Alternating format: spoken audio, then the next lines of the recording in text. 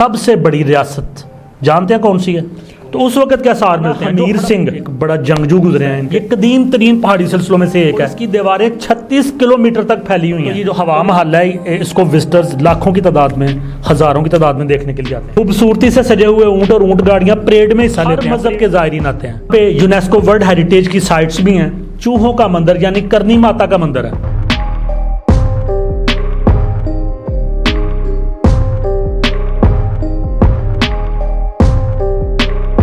अस्सलामुअलैकुम respective viewers, welcome back to our channel Eden Garden Times. मैं हूं इब्राहिम कश्मीरी और मेरे साथ मौजूद है जनाब अदनान भट्ट जी। तो सर, आज आप किस स्टेट के ऊपर वीडियो लेके आ रहे हैं आज? जी, सबसे पहले तो अपने चाहने वालों को, मोहब्बत करने वालों को, प्यार करने वालों को, पाकिस्तान से और स्पेशली हिंदुस्तान से जिन्होंने हमारी वीडियोस को लाइक किया, पसंद किया, आज बड़ी देर के बाद अपने चाहने वालों से मुलाकात होने जा रही है। तो आज से कोई 2-3 साल पहले हमने हिंदुस्तान की 29 स्टेट्स और 7 यूनियन टेरिटरीज़ के ऊपर रिएक्शन देना शुरू किया था। तो होता ये है कि हम एक अच्छी सी किसी भी स्टेट की वीडियो ढूंढते हैं, निकालते हैं और फिर उस स्टेट की वीडियो को पहले तो हम नाज़रीन के साथ व्यू करते हैं, देखते हैं। फिर उसके बाद उस स्टेट के हवाले से जो नॉलेज हमारे पास है उसको हम अपने चाहने वालों के साथ, प्यार करने वालों के सासाथ शेयर करते हैं। आज बड़े अरसे के बाद हम आए हैं, जिसमें कुछ फैमिली प्रॉब्लम्स थे, कुछ कारोबारी मसाइल थे, तो हम जल्दी जो ना अपने चाहने वालों के सामने जल्द अज जल्द वीडियो नहीं लेके आ सके। लेकिन आज के बाद हम कोशिश करेंगे कि हम ये 29 स्टेट्स और 7 टेरिटरीज़ को जल्द अज जल्द पूरा करें। आज जो वीडियो है ये 70वीं वीडियो है। तो आज इस सिलसिले की 18वीं वीडियो है और आज की वीडियो है जनाब हिंदुस्तान की सबसे बड़ी रियासत। जानते हैं कौन सी है? कौन सी? हिंदुस्तान की सबसे बड़ी रियासत ये नॉर्थ ईस्ट में है। लास्ट वीडियो हमने मणिपुर पे बनाई थी, ये नॉर्थ वेस्ट में है। नॉर्थ वेस्ट में मणिपुर के ऊपर हमने वीडियो बनाई थी, बड़ी पसंद की लोगों ने। तो अभी आज जो हम देने जा रहे हैं रिएक्शन, वो है नॉर्थ ईस्ट में जो सबसे बड़ी स्टेट है राजस्थान। तो आपसे गुजारिश है कि हमें कोई अच्छी सी वीडियो दिखाइए राजस्थान के हवाले से। उसके बाद इंशाल्लाह हम अपने व्यूअर्स के साथ गपशप करेंगे और उनके साथ अपना नॉलेज शेयर करेंगे राजस्थान के हवाले से। जी, शुरू करें। 1 2 3 एंड। राजपूतों की शान राजस्थान, ऐसा इंडियन स्टेट जो जाना जाता है अपने कल्चर, राजपूतों की हिस्ट्री, उनका लाइफस्टाइल, बड़े बड़े फोर्ट्स और palaces, Thar desert, Aravalli mountains, Rajasthani folk music and not to forget Rajasthani खाने के लिए। This India's largest state shows India at its most colorful, iconic and exotic best। तो चलिए आज आपको राजस्थान की टॉप 10 सिटीज के बारे में बताते हैं जो आपको जल्द ही एक्सप्लोर करनी चाहिए।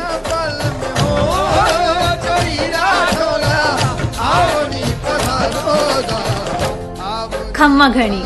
तो अब जब हम राजस्थान चल ही रहे हैं तो सोचा क्यों ना आपका स्वागत राजस्थानी तरीके से किया जाए। शुरुआत करते हैं इंडिया की पिंक सिटी यानी जयपुर से, जो मोस्ट इंस्टाग्रामेबल सिटी भी मानी जाती है।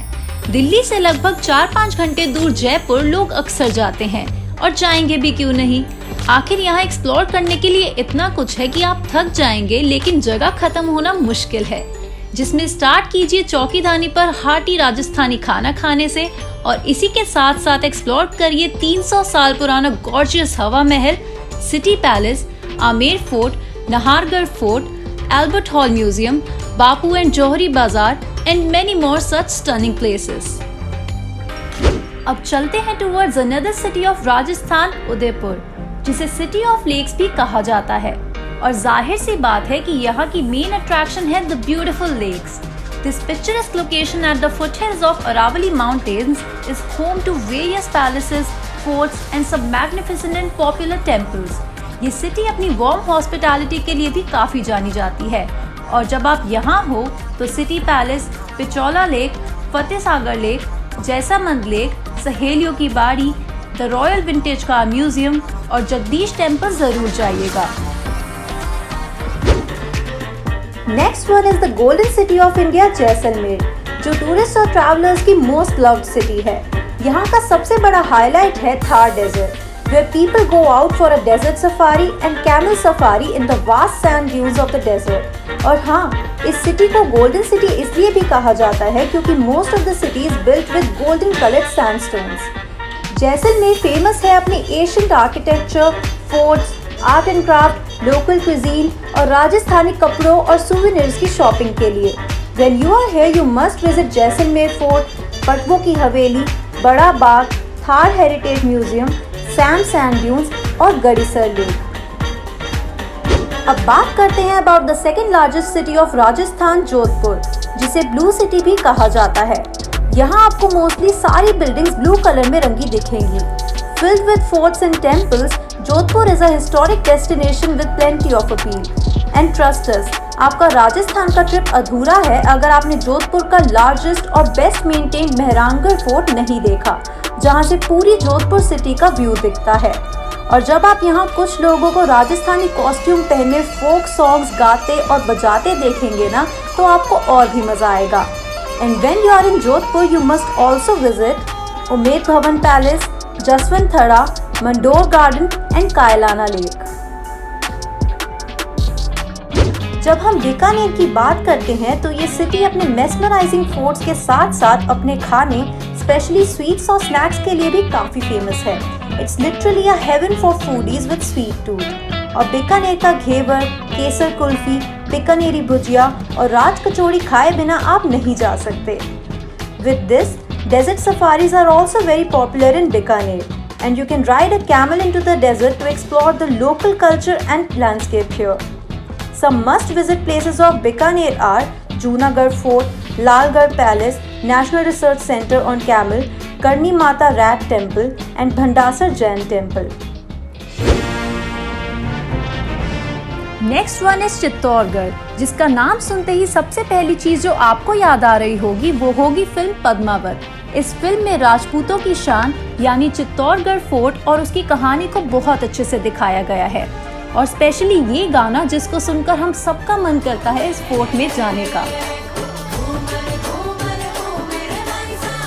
Chittorgarh is a very impressive and historic attraction of Rajasthan, which is a birthplace of many great warriors. और जब आप यहाँ जाएं तो you should definitely explore these places जो आप कभी भूल नहीं पाएंगे, जैसे Rani Padmini palace, Meera temple, Kalika Mata temple and of course Chittor fort. अब बात करते हैं the holy city of Rajasthan Pushkar की, which is said to be the home of Brahma. वैसे तो आप साल में कभी भी पुष्कर जा सकते हैं, लेकिन बेस्ट टाइम होता है अक्टूबर-नवंबर में, when Pushkar camel fair hits the town. उस टाइम यहाँ का एटमॉस्फेयर और शोरगुल देखने लायक होता है, and therefore it's the best opportunity to witness an old traditional Indian festival. Pushkar में और भी कई मंदिर, घाट और ऐसी जगहें हैं जो आपको मिस नहीं करनी चाहिए, जैसे ब्रह्मा टेम्पल, सावित्री माता टेम्पल, महादेव टेम्पल, मन महल, किशनगढ़, पुष्कर मार्केट और पुष्कर से थोड़ी दूर अजमेर की फेमस और काफी मानी हुई अजमेर शारिफ दरगाह. Now let's talk about the small and rustic town of Rajasthan called Bundi, जो फेमस है अपने स्टेप वेल्स, पैलेसेस, फोर्ट्स और वाटर टैंक्स के लिए. यहाँ का क्लासिक आर्किटेक्चर और ancient art will leave you amazed. Jodhpur की तरह बूंदी में भी आपको सारी बिल्डिंग्स ब्लू कलर में पेंट हुई दिखेंगी. और जब आप यहाँ जाएं, you should definitely see the extraordinary Bundi palace and also the famous step wells, जो 15th सेंचुरी से भी ज्यादा पुराने हैं. And some other top attractions of Bundi are Rani Ji Ki Bauri, Moti Mahal, Jaid Sagar Lake, Chitrashala, and also don't forget to set off on a wildlife safari at Ramgarh Vishtari Sanctuary. अब बारी है राजस्थान के only hill station mount Abu की. Yes, it's in the desert state of Rajasthan, which is situated in Aravalli Mountains. जब forts, palaces, मंदिर, markets और desert safari लेने के बाद आपका मन करे कि थोड़ी ठंडी और लश ग्रीन जगह पर जाकर आराम किया जाए, then Mount Abu comes to the rescue. This hill station offers exceptional views of the surrounding area. और जब आप यहाँ हो तो नक्की लेक जरूर जाइएगा, where you can even rent an affordable paddle boat to get on the water and admire the view around. इसी के साथ इस हिल स्टेशन पर आपको और भी कई खूबसूरत जगहें दिखेंगी, जैसे sunset point, Dilwara Jain temple, Toad Rock, Mount Abu wild life sanctuary और गुरु शिखर. The last one, yet the important one, is Savai Madhopur, जो जाना जाता है अपनी wild life century and also for a wide range of flora and fauna. ये जगह perfect है history बफ्स, wild life एंथुसियास्ट्स और नेचर लवर्स के लिए। When you are here, you must go to Ranthambore National Park, which is one of the best places in India to spot a tiger live in the wild. ये बहुत ही famous tourist spot है जो booked रहता है from October till June every year. Apart from this, you must go to Chauth Mata Temple, Ranthambore Fort, Survar Lake, Chamatkar Temple and Kachira Valley. Well, these are the top 10 cities which you must explore on your next trip to the incredible state of Rajasthan. और अब तो आप भी मान गए होंगे कि Rajasthan definitely has so much to become your favourite travel destination, जहां आपके और हमारे जैसे ट्रैवलर्स के लिए ढेर सारी जगहें हैं टू एक्सप्लोर। विद दिस, अगर आपको ये वीडियो पसंद आया हो तो please like and share it with everyone and stay tuned to Curly Tales. This is Sonakshi Kalra signing of.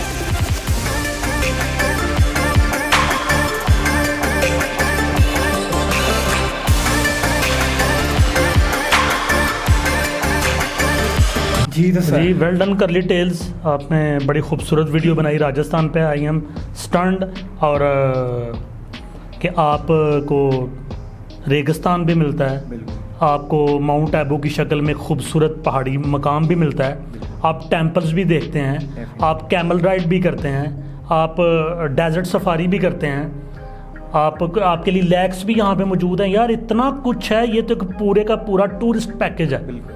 और मेरे बस में हो तो मैं तो उड़ के चला जाऊँ। इतनी एडवेंचरफुल जगह है और इतनी खूबसूरत बिल्डिंग और इतनी ज़बरदस्त जगह हैं कि वंडरफुल यार। और ये करली टेल्स वालों का बहुत बहुत शुक्रिया। हम भी इसको सब्सक्राइब भी करेंगे और इसको और इनका थैंक यू करते हैं। अच्छा सर, आपने इतनी प्यारी वीडियो दिखाई है और मेरा तो दिल बड़ा बाग बाग हो गया है, तो मुझे अब थोड़ा सा ना इसकी हिस्ट्री के बारे में अगर थोड़ा सा आप एक्सप्लेन कर दें। जी, अपनी रवायात के मुताबिक हम अपने नाजरीन के लिए अब राजस्थान के हवाले से जो हमने रिसर्च की है तो वो आपको भी बताएंगे, अपने पाकिस्तानी नाजरीन को भी बताएंगे, और जो हमारे हिंदुस्तान में दोस्त हैं जो हमें पसंद करते हैं, जो हमें सुनना चाहते हैं, उनको भी बताएंगे कि जो राजस्थान है ये बादशाहों या राजाओं की सरजमीन है। राजस्थान स्थान पर्शियन वर्ड है, ठीक है। राजस्थान राजाओं की सरजमीन, बादशाहों की सरजमीन। तो ये शुमाली हिंदुस्तान की रियासत है, यानी कि हिंदुस्तान की एक रियासत है, नॉर्थ ईस्ट में है ये। और ये हिंदुस्तान के 10.4% जो इसका जोग्राफियाई इलाका है, यानी टोटल जो ज़मीन है इसकी, उसकी 10.4% सिर्फ राजस्थान है। अच्छा। और ये अपने एरिया के लिहाज से हिंदुस्तान की सबसे बड़ी रियासत है। आज हम 18वें नंबर पे इसके ऊपर रिएक्शन दे रहे हैं, लेकिन अगर इसको एरिया वाइज हम लेते तो इसके ऊपर हमारा रिएक्शन सबसे पहले होना चाहिए था। यानी हिंदुस्तान की सबसे बड़ी रियासत एरिया वाइज। और अगर इसकी पॉपुलेशन की बात करें तो ये 7th लार्जेस्ट स्टेट है, ये 7वें नंबर पे आती है। ये हिंदुस्तान के नक्शे पर शमाल मशरकी जो सरहद है, जो बॉर्डर लाइन है शमाल मशरकी, यानी कि पूर्व उत्तर, हिंदी में पूर्व उत्तर कहते हैं। तो पूर्व उत्तर भी जो सीमा रेखा है, सीमा रेखा कहते हैं उसको, बॉर्डर को, सरहद को, तो उस पर वो वाक़या। और ये ज़्यादातर बेआबो गया सहराए थर पर मुश्तमिल है, जिसे ग्रेट इंडियन डेजर्ट भी कहते हैं। और इसकी जो सीमा रेखा है, सरहद है, बॉर्डर लाइन है, ये शमाल मशरक में यानी पूर्व उत्तर की जानब पाकिस्तानी पंजाब और मगरब में यानी पश्चिम में सिंध से मिलती है, पाकिस्तानी सिंध से, जहाँ दरियाए सतलज और दरियाए सिंध बहते हैं। और इसकी जो बॉर्डर लाइन है 5 दूसरी हिंदुस्तानी रियासतों से भी मिलती हैं। शमाल में यानी कि पूर्व में पंजाब के साथ इसकी सरहद मिलती है, इंडियन पंजाब जो है। और शमाल में यानी कि नॉर्थ में हरियाणा, और यानी शमाल मशरक में हरियाणा और उत्तर प्रदेश के साथ, और जनूब मशरक में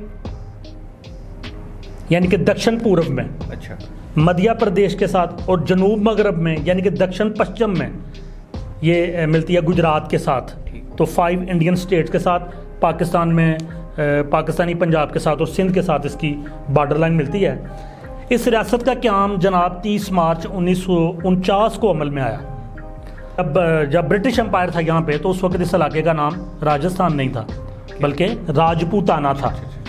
और जब ये हिंदुस्तान के साथ जुड़ा तो इसका नया नाम राजस्थान रखा गया।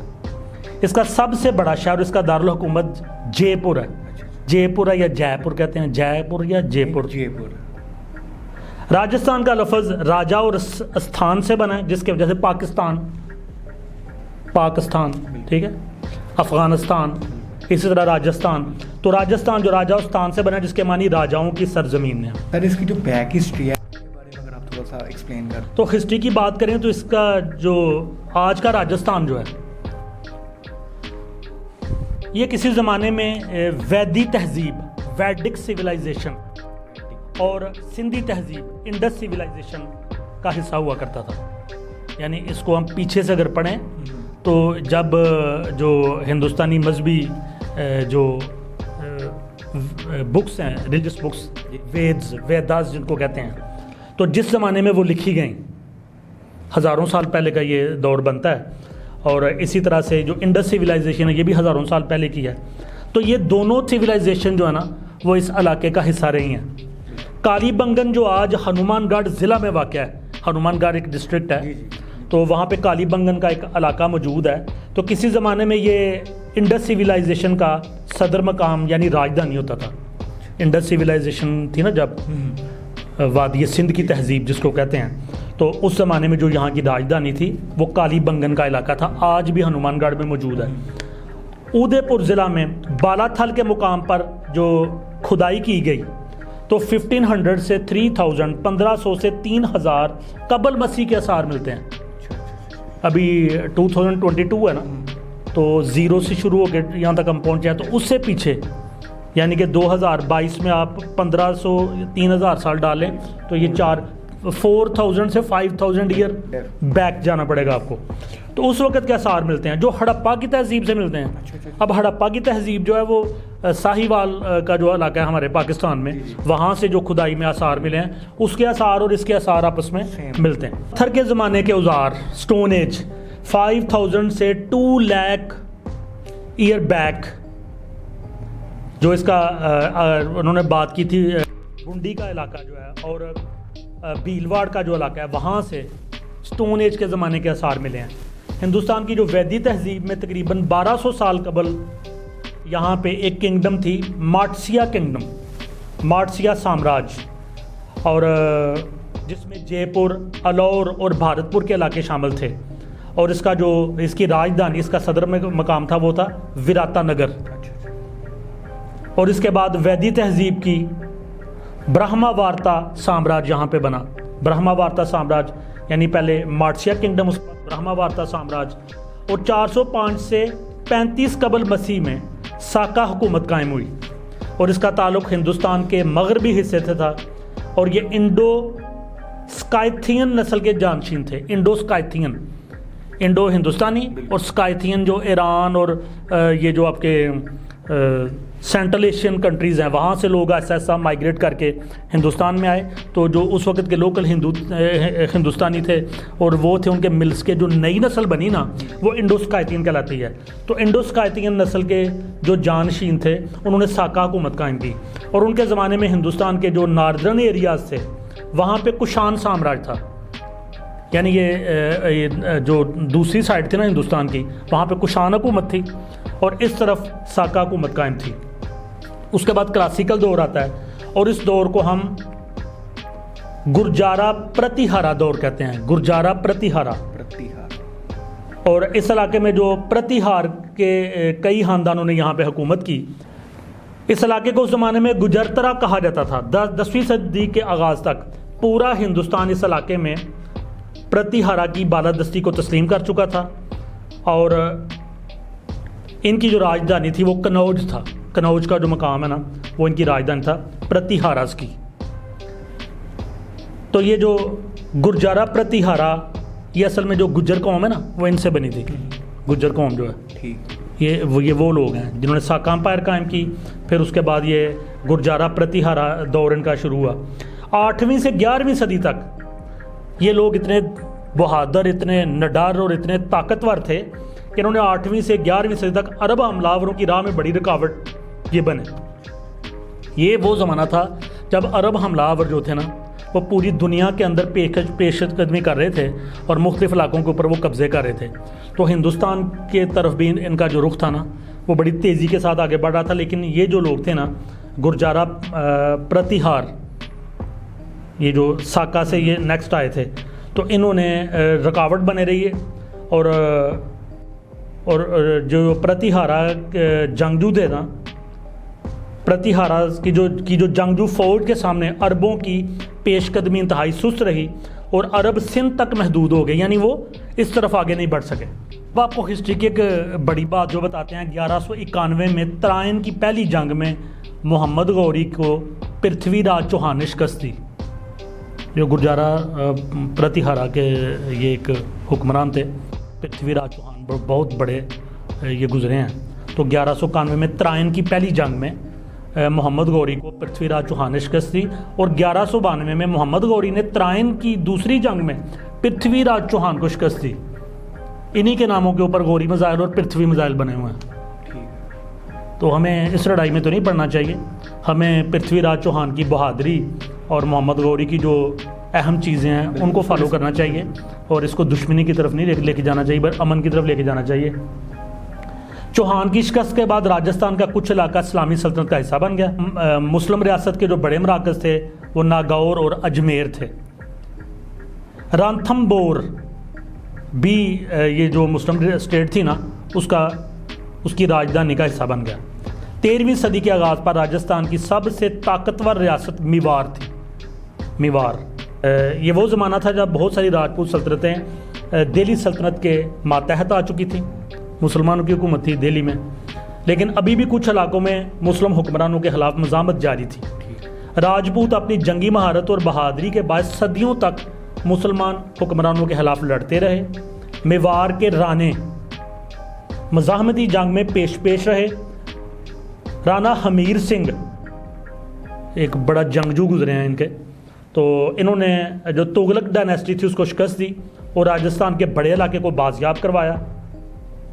और फिर एक और बड़े बहादुर एक पर्सनैलिटी राणा कुंभा, ये नाकाबिल शिकस्त थे। इन्होंने मालवा, नागौर और गुजरात के सुल्तानों को शिकस्त दी और मेवाड़ को हिंदुस्तान की इंतहाई ताकतवर राजपूत सल्तनत बना दिया। एक और निडर और बहादुर राणा सांगा, तो इनका भी बड़ा नाम है हिस्ट्री में। राणा सांगा ने दिल्ली की अफगान लोधी सल्तनत को शिकस्त दी और मालवा और गुजरात की तुर्क सल्तनत को भी कुचल दिया। फिर राणा सांगा ने हिंदुस्तानी सल्तनत कायम करने की कोशिश की, लेकिन मुग़ल बादशाह बाबर ने उन्हें शिकस्त दे दी। राणा सांगा की मौत के बाद राजस्थान में मारवाड़ की जो हुक्मरानी थी वो राव मालदेव राठौर के हाथ में आई। इसने अपनी सल्तनत को खासी वुसअत दी और वेस्ट की तरफ उसकी सल्तनत सिंध और चुलस्तान तक फैल गई और शुमार में वो दिल्ली से सिर्फ 50 किलोमीटर दूर रह गया।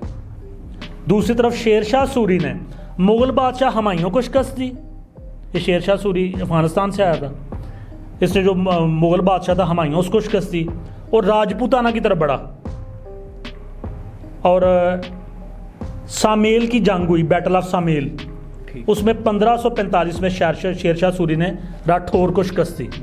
इसके बाद राजपूताना काफ़ी अर्सा तक इस्लामी तसल्लुत से आज़ाद रहा, उस वक़्त तक जब तक कि बादशाह अकबर ने इस पर कब्ज़ा नहीं किया। हेमचंद्र विक्रमादित्य एक हिंदू शहनशाह था। वो 1501 में ज़िला अलौर के एक गाँव में पैदा हुआ। उसने अफ़गानों के खिलाफ 22 जंगें लड़ी। आप देखें हिंदुस्तान के ऊपर कहाँ से लोग आके तो वो जो है ना वो काबज़ होते रहे हैं और मुख्तलिफ जगहों से आते रहे हैं, यानी अफ़गान लहदा से आते रहे हैं, अरब लहदा से आते रहे हैं। फिर उसके बाद स्पेनिश आए, अंग्रेज़ आए, यानी कि हर किसी ने हिंदुस्तान के ऊपर कब्ज़ा किया।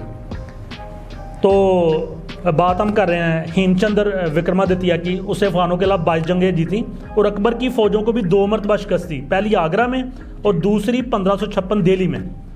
इससे पहले कि वो दिल्ली पे कब्ज़ा कर लेता, मुग़लों से लड़ते हुए 5 नवंबर 1956 को पानीपत की दूसरी लड़ाई में हेमचंद्र की डेथ हो गई। अकबर के दौरे हुकूमत में ज़्यादातर राजपूत बादशाहों ने मुग़ल तसल्लुत को कबूल कर लिया। 2 हुक्मरान ऐसे थे जिन्होंने मज़ाहमत जारी रखने का फ़ैसला किया। एक मेवाड़ का राणा उदय सिंह और दूसरा मारवाड़ का राव चंद्रसन राठौर। इन्होंने मुग़लों से इत्तेहाद से इनकार कर दिया। अकबर उदय सिंह को सबक सिखाने के लिए अकबर ने मेवाड़ और चित्तौड़ पर हमला किया और इस हमले में 20,000 से 25,000 के करीब आम शहरी मारे गए। महाराणा प्रताप ये भी एक बहुत बड़े जंगजू थे। इन्होंने हलफ लिया कि जो चित्तौड़ के शहरियों का बदला लेंगे। वो अपने मरने तक मुग़ल हुकूमत से लड़ते रहे और उसने मेवाड़ और चित्तौड़ का बड़ा इलाका वापस हासिल कर लिया। महाराणा प्रताप को राजपूत बहादुरी की अलामत के तौर पे जाना जाता है। बहुत बड़ा नाम है महाराणा प्रताप। इसके बाद के दौर में राजपूत राजाओं और मुग़ल बादशाहों के दरमियान मुसलसल आंख मचोली चलती रही। कभी उन्होंने जीत जाना, कभी उन्होंने जीत जाना। 1713 के बाद मुग़लों में महल्लाती साजिशें और अंदरूनी तनाज़ात और खलफशार शुरू हो गया। आपस की लड़ाइयाँ शुरू हो गई। मुग़ल सल्तनत कमज़ोर होती गई और 18वीं सदी में राजपूताना जो था ना वो मराठास के पास चला गया और ये मराठा एम्पायर कुछ अरसे के बाद ब्रिटिश एम्पायर के आगे इसने घुटने टेक दिए। मराठा एम्पायर और कुछ देर के बाद फिर ब्रिटिश एम्पायर आ गई। 19वीं सदी तक जो राजपूत सल्तनतें सदियों से लड़ती आ रही थी वो थक आ चुकी थी। मुसलसल जंगों के बायस माली तौर पर और अफरादी कुव्वत के लिहाज से कमज़ोर हो चुकी थी। लिहाजा 19वीं सदी के अवाइल में राजपूत राजाओं ने बरतानवी हुकूमत से मुआहदे कर लिए और अपनी अंदरूनी खुद मुख्तारी के बदले में बरतानवी तसल्लुत को तस्लीम कर लिया। अब आता है मॉडर्न दौर। जदीद राजस्थान ज़्यादातर राजपूताना के इलाकों पर मुश्तमिल है। जो राजपूताना के उस वक्त के इलाके थे वो सारे के सारे आज के राजस्थान में हैं, जिसमें से 19 के करीब शाही रियासतें हैं जिनको राजवाड़े भी कहते थे। उन पर राजाओं की हुकूमतें थीं। 19 राजवाड़े, 3 सरदारी रियासतें और कुछ बरतानिया के ने अपने इलाके जो थे ना अजमेर, मारवाड़ा, जैसलमेर, मारवाड़, जोधपुर, बीकानेर, मेवाड़, चित्तौड़गढ़, अलौर, ढोंडर, जयपुर, ये सब राजवाड़े थे। भारतपुर और धौलपुर ये जाटों के राजवाड़े थे, जाट बरादरी के थे ये वाले। और टांक पठानों की रियासत थी, पठानों की रियासत भी वहाँ पे थी। और 3 सरदार रियासतें थी, लावा, नीमराना और कौशलगढ़। तो ये सारे के सारे आज का जो राजस्थान है उसका ये हिस्सा है। तो इसके जो जोग्राफियाई हदवार हैं वो 2 चीज़ें हैं इसमें। एक थार डेजर्ट है और एक अरावली रेंज, पहाड़ी सिलसिला अरावली रेंज, और एक थार डेजर्ट। 40% ईस्टर्न पार्ट है, 60% जो है ना वो वेस्टर्न पार्ट है। रियासत 850 किलोमीटर तवील है और साउथ वेस्ट से नॉर्थ वेस्ट की तरफ जो अरावली रेंज है इसका पहाड़ी सिलसिला साउथ वेस्ट गुरु शिकार से शुरू होता है, जिसको माउंट एबू कहते हैं। ये वहाँ की वाहिद पहाड़ी मुकाम है और आपने देखा वीडियो के अंदर, बड़ी खूबसूरत जगह। यहाँ से अरावली रेंज जो है ना वो स्टार्ट होती है और नॉर्थ से ईस्ट में खेतरी गांव तक ये जाती है। दरअसल ये रेंज रियासत को 2 हिस्सों में तकसीम करती है, 60% नॉर्थ वेस्ट और 40% साउथ ईस्ट। नॉर्थ वेस्ट का ज़्यादातर इलाका थार डेजर्ट पर मुश्तमिल है। तो यहाँ जो अरावली रेंज का जो इम्पोर्टेंट है वो माउंट एबू है, जो कि 5,650 फुट की बुलंदी पे वाक़ है सी लेवल से।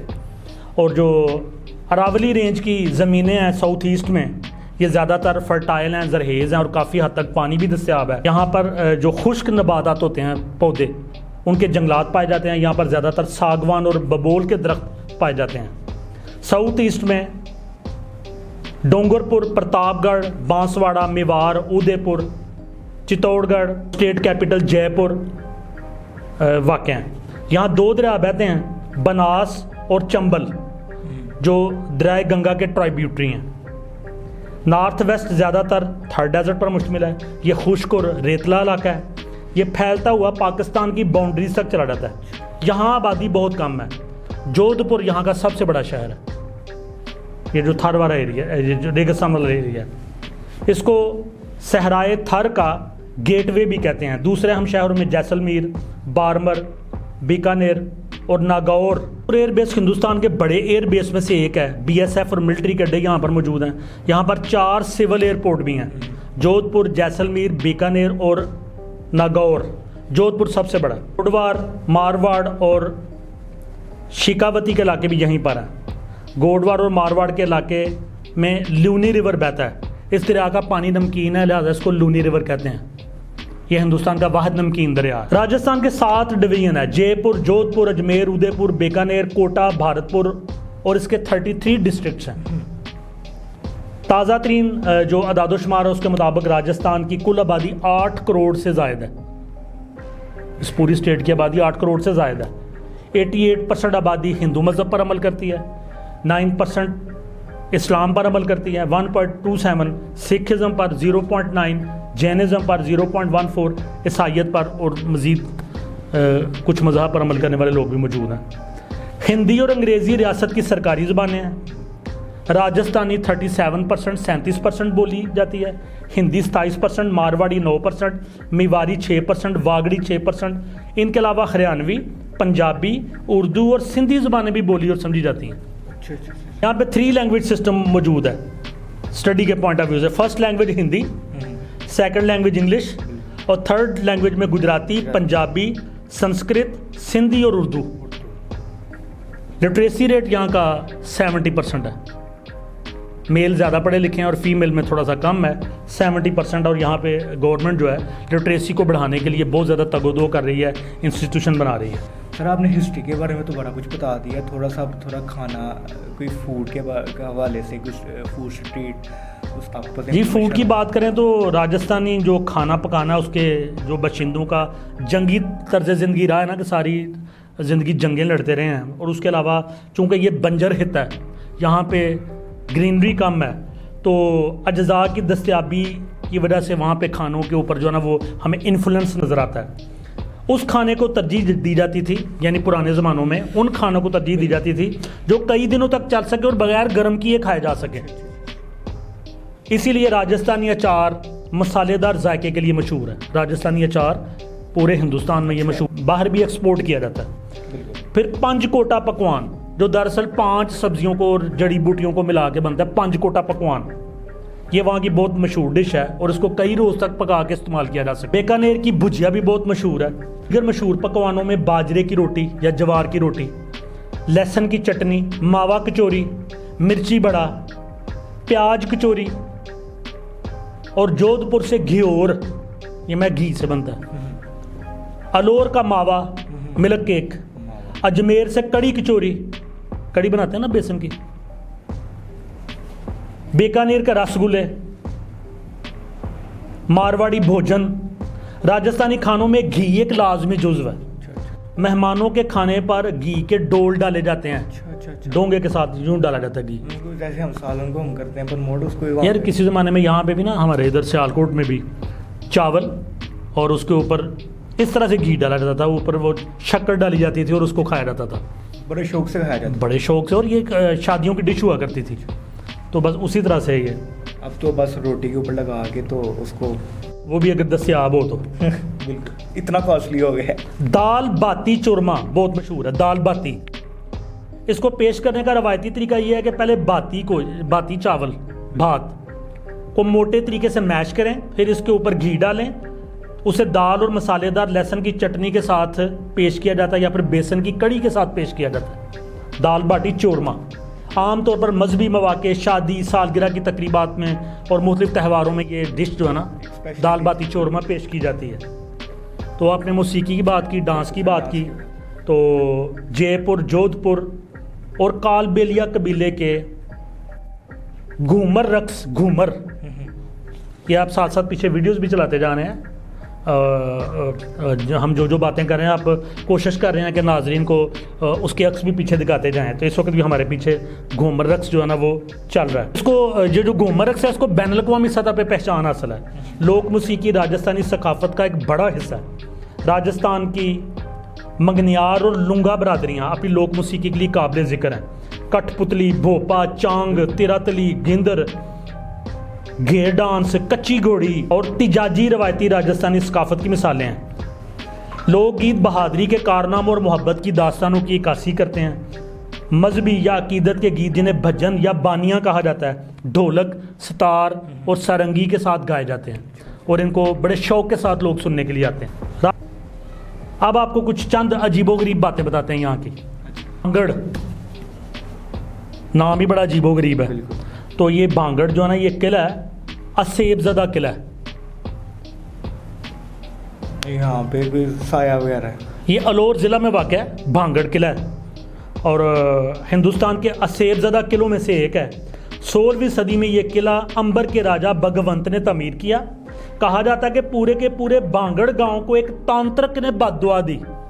ये मजहबी कोई उनके होते हैं ना तांत्रिक, उसने बद्दुआ दी। असल में वो जो शहजादी थी ना वहाँ की बड़ी खूबसूरत थी और वो उससे शादी करना चाहता था, वो मामलात नहीं हुए तो उसने बद्दुआ दी पूरे के पूरे गांव को।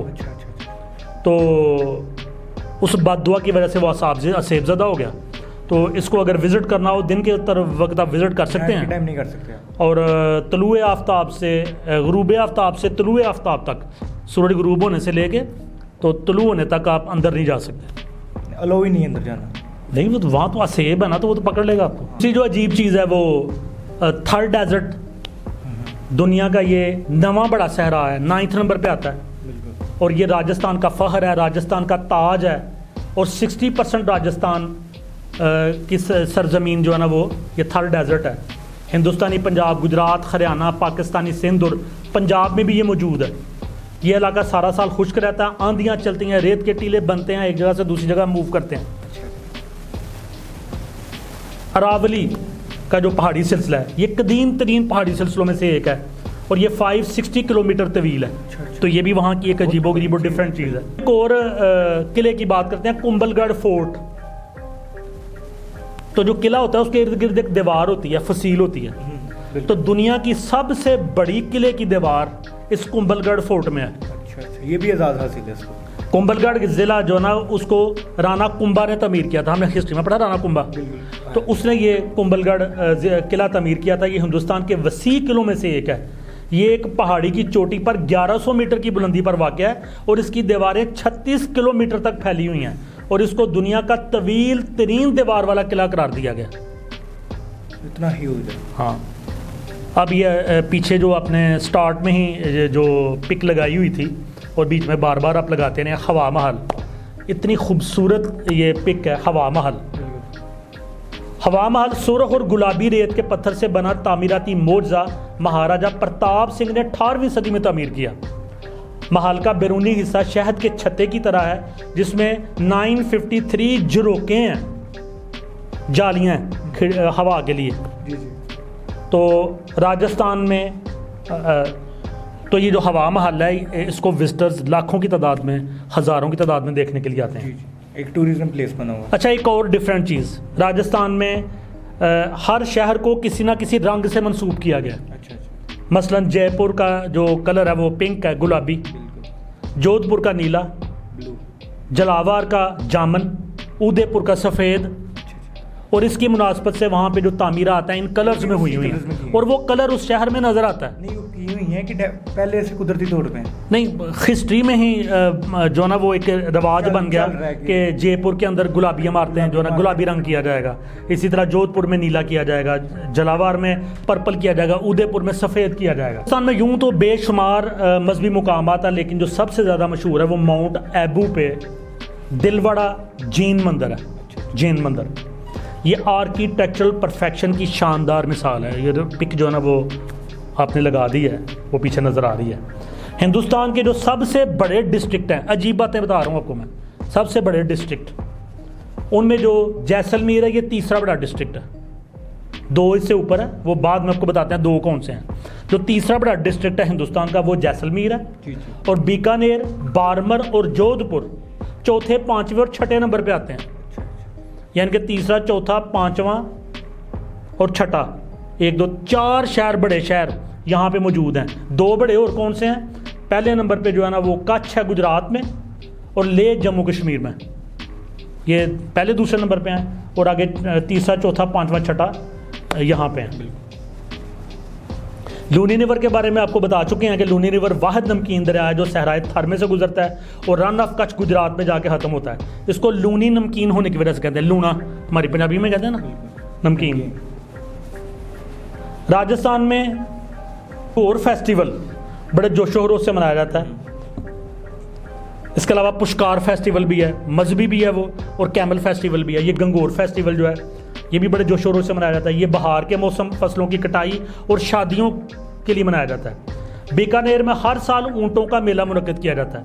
खूबसूरती से सजे हुए ऊँट और ऊँट गाड़ियाँ परेड में हिस्सा लेते हैं। परेड होती है, बहुत सारे मुकाबले होते हैं। ऊँटों का दूध धोने का मुकाबला, ऊँट दौड़, फर कटिंग, डिज़ाइन बनाते हैं ऊँटों के ऊपर, फर को काट के पूरी डिजाइनिंग जी, और ऊँटों के करतब, बेस्ट ब्रीड कंपटीशन।